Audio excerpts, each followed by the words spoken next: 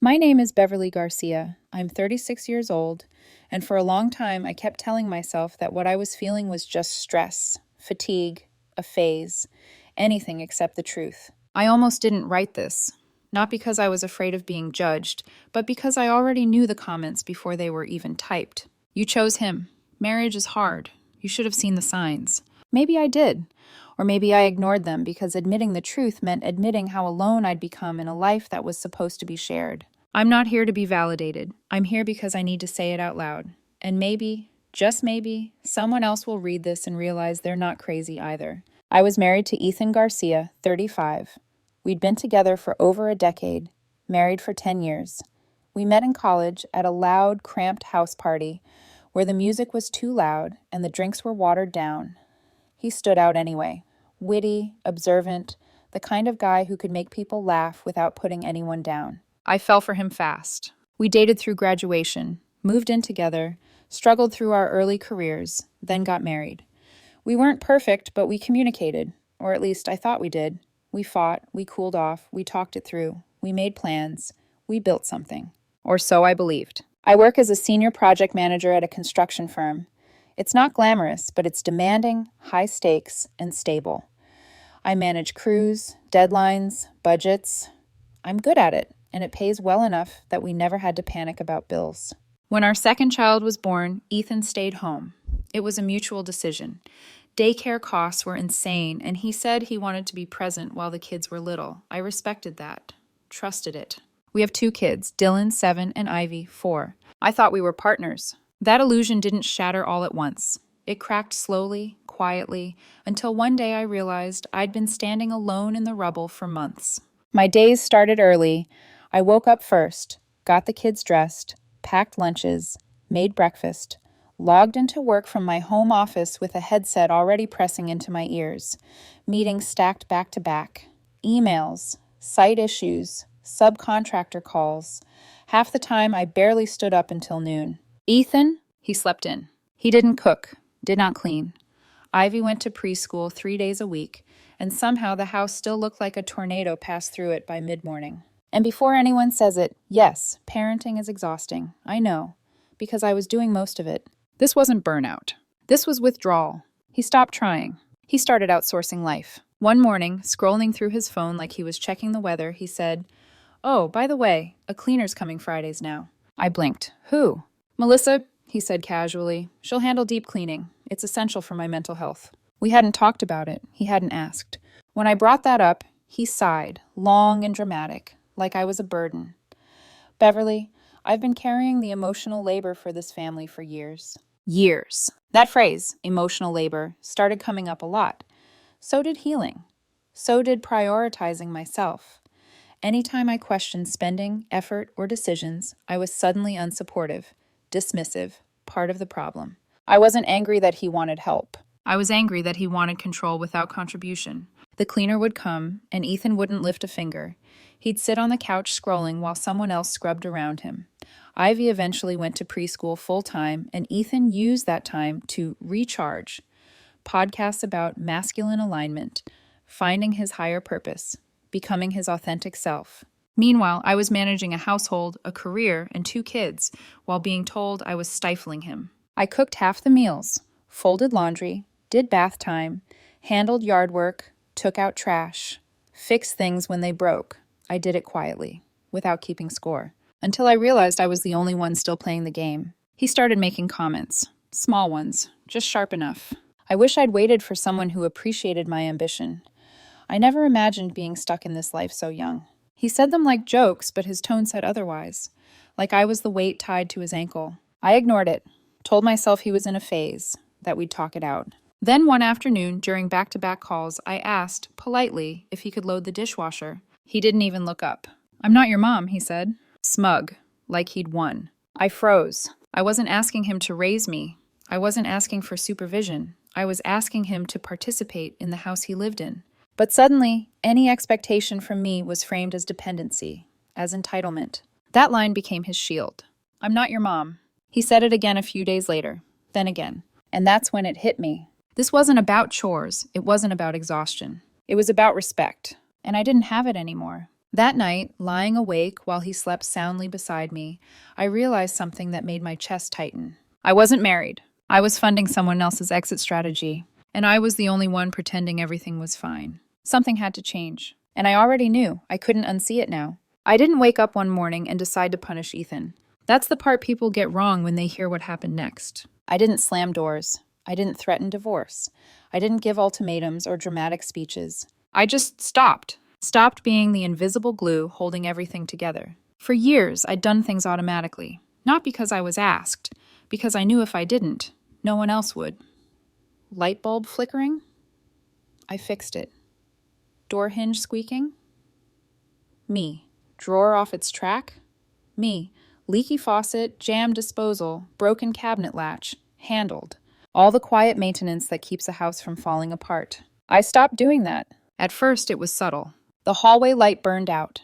I noticed it every time I walked past, muscle memory itching to grab a ladder. I didn't. I walked by in the dark. The ceiling fan in the guest room started clicking.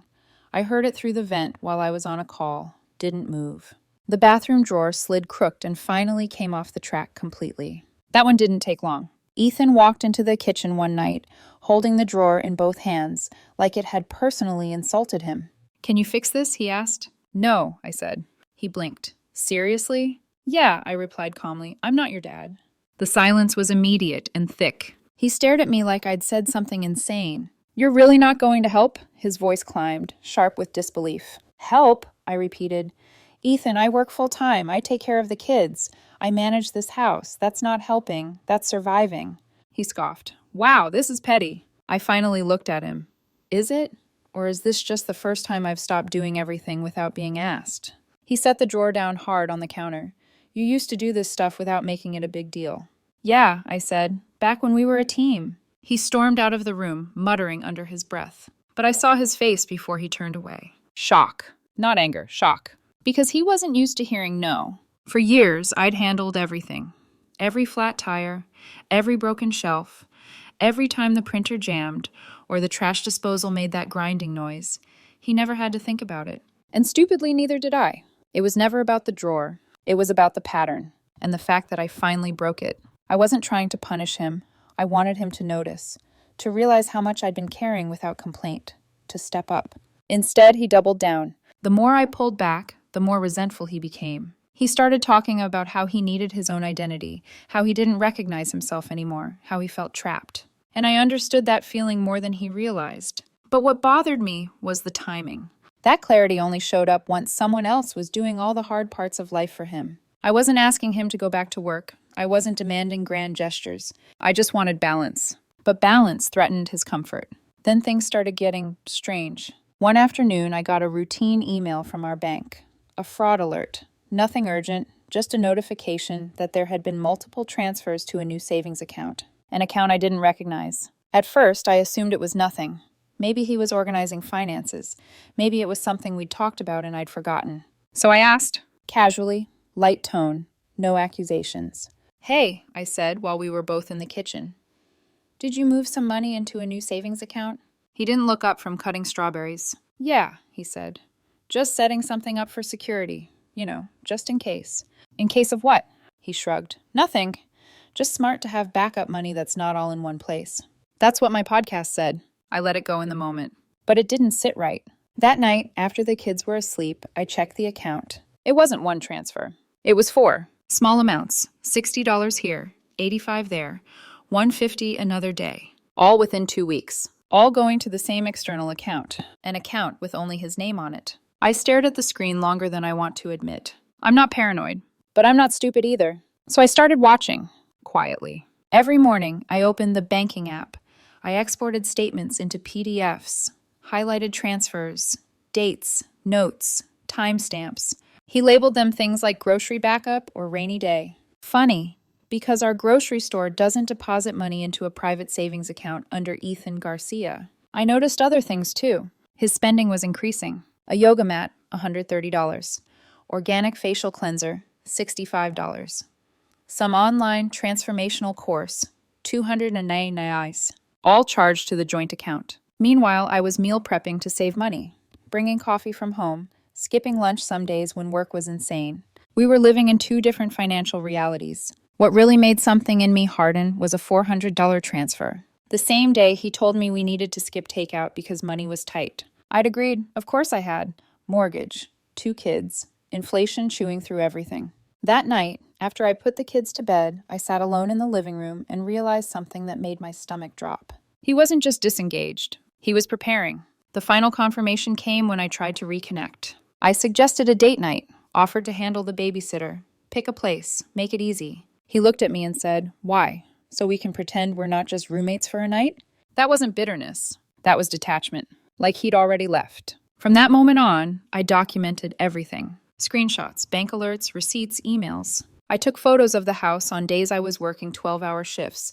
Dishes piled up, toys everywhere, laundry untouched.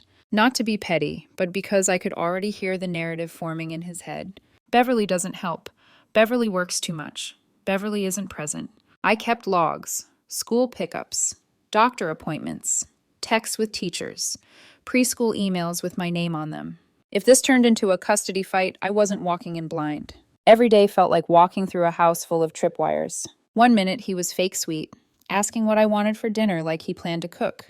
The next, muttering, "I can't wait to be appreciated one day," like he was rehearsing a breakup speech. Then one afternoon I heard him on the phone. I wasn't eavesdropping.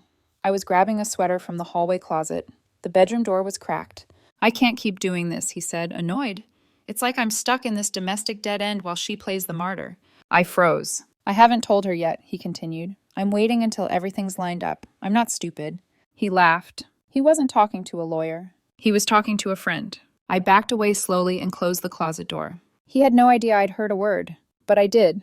And in that moment, something inside me went quiet. If he was planning to leave, he wasn't taking my kids, my savings, or my stability with him. I wasn't going to beg. I was going to move first. After that phone call, I stopped hoping for clarity. Because clarity had already been handed to me. I just hadn't wanted to accept it. Ethan wasn't confused. He wasn't overwhelmed. He wasn't finding himself. He was planning. And once I saw that, something in me shifted from hurt to focus. I didn't confront him. Not yet. I didn't argue. I didn't cry. I didn't warn him. I got quiet. The next morning, after dropping Dylan off at school and Ivy at preschool, I sat in my car for a full 5 minutes before driving anywhere, just breathing, letting the shock drain out of my system. Then I called a lawyer. I told myself it was just for information, just to understand my options, just to be prepared. But deep down, I already knew this marriage was over. I just needed to make sure I didn't walk away empty-handed while he walked away rehearsed. The lawyer was older, calm, no nonsense, the kind of man who didn't waste words or sugarcoat reality. After listening to everything, the money transfers, the withdrawal, the phone call, he said something that stuck with me. "If you think your spouse is planning an exit," he said, "you should act like they already have." That sentence landed hard, because he was right. Ethan had already left emotionally. He was just waiting for the moment that benefited him most. So I started moving pieces, quietly. I opened a new checking account in my name only, redirected part of my paycheck there, not all of it, just enough to create a safety net without raising alarms. I didn't drain the joint account. I wasn't trying to start a war. I just adjusted the flow. I stopped using the joint debit card, switched to my personal account or cash. If he noticed, he didn't say anything. If he did, he probably assumed I was being frugal or controlling. Either way, he didn't question it. That told me everything. I doubled down on documentation. Every charge tied to his name, every receipt from the cleaner, every self-development purchase that never went beyond the inbox. I photographed the house regularly, not staged, not exaggerated, just real. I kept logs, who picked up the kids, who handled appointments, who communicated with teachers. I saved emails, screenshots, calendar invites. I wasn't doing this out of spite. I was doing it because I knew how this would go. I'd already heard the story he was going to tell, that I worked too much, that I wasn't emotionally available, that he carried the invisible burden. I wasn't letting fiction replace facts. That weekend, I told him I had to work late on Saturday, which wasn't a lie. I did have deadlines. He rolled his eyes. You know, some parents actually spend time with their kids. I didn't respond. Because while he was busy throwing passive-aggressive jabs, I was in the garage, quietly packing essentials. Important documents, personal items, a few changes of clothes, things I'd need if I had to leave quickly. I didn't load boxes. I didn't make it obvious. I slipped things into my trunk a little at a time. Every day felt like walking through a minefield. One moment he was oddly pleasant, asking if I wanted anything from the store, complimenting dinner I'd cooked. The next, muttering under his breath about being trapped. It was like he was practicing for an audience. Then it happened. A Wednesday night. Quiet. Ordinary. I was working on my laptop in the living room when he walked in and sat on the edge of the couch like he'd rehearsed it in the mirror. "We need to talk," he said. I muted my screen and turned to him. "I've been thinking," he began, "and I don't think this is working anymore." I didn't interrupt. He spoke calmly, detached, like he was announcing a schedule change. "I'm not blaming you," he added, which would have been funny if it weren't so predictable. "But I've grown. I need more than this marriage. I feel like I've been carrying a version of myself that doesn't fit anymore." I waited for the anger, the grief, the instinct to argue. It didn't come. Instead, I felt relief. "Okay," I said. He blinked. "That's it?" "If that's what you want," I replied evenly, "I'm not going to fight you." The silence that followed was thick. He stared at me like I'd failed some test, like I was supposed to cry, beg, plead, promise change. But I'd already grieved this marriage weeks ago, when he stopped respecting me, when he started hiding money, when he started planning his exit while still sleeping in my bed. He went to bed early that night. No good night, no questions. I think he believed he'd won, that he'd taken control of the narrative. He had no idea how far ahead I was. By the next morning, the paperwork was already moving. The timeline wasn't his anymore. It was mine. The next morning felt surreal. No shouting, no slammed doors, no dramatic fallout. Ethan was still in his pajamas, sipping coffee like it was just another weekday. Dylan was already at school. Ivy was at preschool. The house was quiet in that eerie, suspended way, like it didn't yet know what was about to happen. At exactly 9:07 a.m., the doorbell rang. I didn't move. I already knew who it was. Ethan frowned, set his mug down, and opened the door. "Ethan Garcia?" the man asked. "Yes?" "You've been served." The folder changed hands. The man turned and walked away like he'd just dropped off groceries. Ethan stood there, frozen, papers dangling from his fingers. "What is this?" he demanded, walking back into the living room. I took a slow sip of my coffee. Divorce papers, custody filings, financial disclosures, asset freeze. His face went through 3 emotions in under 10 seconds. Confusion, anger, disbelief. "You're divorcing me?" he snapped. "You said this wasn't working. I thought we were taking space." "We are," I said calmly. "Just legally." "You had this ready?" His voice cracked, not with sadness, but shock. "You planned this?" "I planned for reality," I replied. "You were planning an exit. I just finished the paperwork." He started pacing. "This is unbelievable. You're punishing me for wanting space." "I'm protecting myself," I said. "You want space? Take it.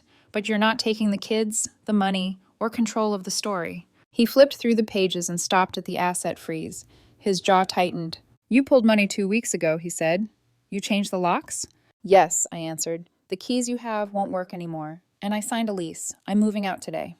That finally landed. "What about the kids?" He shot back like it was a trap. "I've filed for joint legal and primary physical custody," I said. "They'll stay with me during the week. You'll have weekends on rotation, assuming you want them. Your lawyer can discuss details with mine." He sank onto the couch, papers spread across his lap like they were written in another language. I looked around the house, the one I'd been holding together while he withdrew piece by piece. "I'll pick up the kids on Monday," I said. "They already have rooms set up." That's when his eyes snapped up. "You already have a place?" "Yes." "You planned all of this?" "No," I corrected him. "You did. I just stopped pretending." I left after that. I didn't wait for him to respond. I grabbed my bag, walked out, and got into my car. He didn't chase me, didn't yell, didn't say a word. For the first time in months, he had nothing snarky to say. The drive to my new place felt unreal, like my brain was lagging behind my body. But when I unlocked the door and stepped into a clean, quiet apartment with a made bed and framed photos of my kids already on the wall, something in my chest loosened. Peace. Not joy, not relief. Peace. The legal process moved fast after that. Ethan tried to flip the story. His sister texted me a long paragraph about how I'd blindsided him, how he was trying to work things out, and I'd abandoned the marriage. I waited. Then I sent receipts, bank statements, screenshots, preschool emails, calendar logs, documentation he never imagined I'd kept. I ended the message with, "Thought you'd want both sides." Silence. Within days, the narrative collapsed. His mom stopped liking his posts. Friends stopped commenting. People quietly backed away. Then Ethan started texting me, not about the kids, about us. He said he was confused, that he thought we were just taking a break, that I hadn't given him a chance to fix things. Fix what? You don't fix a house you set on fire and then blame someone else for smelling smoke. I kept my replies short, polite, focused on the kids, nothing more. When he realized I wouldn't engage, he tried another angle, calling my mother. She called me afterward, confused but calm. I told her everything. Her response? Good, she said. I was wondering how long you were going to let him treat you like that. That confirmation hit harder than I expected. I hadn't imagined it. Other people had seen it too. About a month later, life started to feel quiet. Not easy, not perfect, but stable. The kids relaxed. Bedtimes were peaceful. No tension, no whispered arguments behind closed doors. And me? I slept. I breathed. I stopped bracing myself every time I walked through the door. One Saturday afternoon, Ethan showed up unannounced. Banged on the door like nothing had changed. I think we need to talk, he said, arms crossed, sunglasses on. I stepped outside and closed the door behind me. This separation has been clarifying, he said. I don't think we should throw away 10 years because you overreacted. I didn't respond. He kept going. I know I said some harsh things, but I was protecting my energy. This new version of me deserves more, but I think we could rebuild, if you're willing to do the work. That's when I realized something. He still thought he had leverage. I met his eyes. There's nothing to rebuild. You were done months ago. I just caught up. He scoffed. So that's it? You're giving up? No, I said quietly. You gave up. You just expected me to keep carrying you while you figured yourself out. He shook his head. You're going to regret this. I smiled. I don't think I will. I watched him walk back to his car, still convinced he was right, still deflecting, still entitled. He didn't come back because he missed me. He came back because he lost his safety net. What he didn't know was that I'd started seeing someone. Nothing dramatic. A man I met through mutual friends. Steady. Present. No games. No lectures about identity or alignment. He asks how my day was and listens. It feels strange not being on defense all the time. Good strange. The kids are thriving. I'm steady. I don't second-guess myself anymore. I don't wait for the next guilt trip. I don't wonder what mood I'm walking into. I don't apologize for existing. He had every chance to meet me halfway. Instead, he took and took until I stopped offering. And when I finally said enough, he called it quitting. But I didn't quit. I woke up.